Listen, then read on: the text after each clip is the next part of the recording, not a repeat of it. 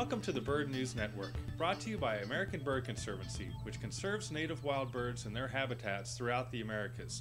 This is Steve Homer reporting. Public pressure over the fate of one of the world's rarest birds, the Grenada dove, has caused hotel developer Cinnamon 88 and hotel giant Four Seasons to modify their plans for a massive new resort on the island of Grenada.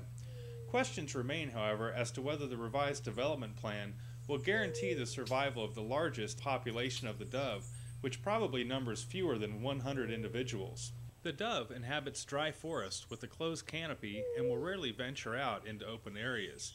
Much of its historic range, which is limited to the Caribbean island of Grenada, has been deforested by development or severely degraded by hurricanes. A leading expert on the Grenada dove was hired to conduct an assessment of the dove population and to provide feedback to the developer about the planned design.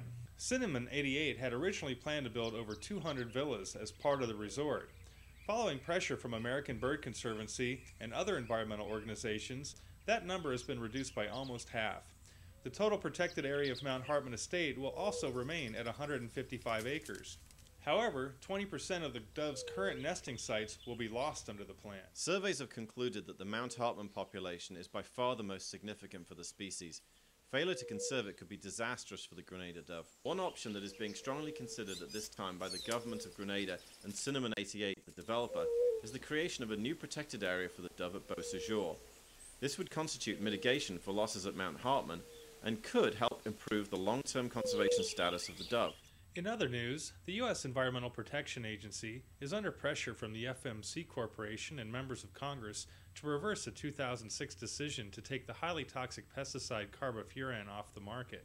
A scientific advisory panel recently reviewed the decision and agreed with the EPA that the pesticide poses an unreasonable risk to the environment, particularly birds, and that there is no evidence to recommend reversing the ban.